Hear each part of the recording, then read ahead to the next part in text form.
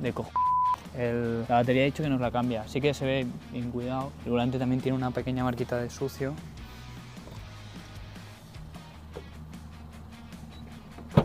Hay que revisar que no fugue. Y lleva mucho tiempo parado, ¿eh? Marquitas de perro. Sí, porque esto ha costado en abrir, la puerta del este también, o sea... Aquí no tiene el gato, que debería tener el gato.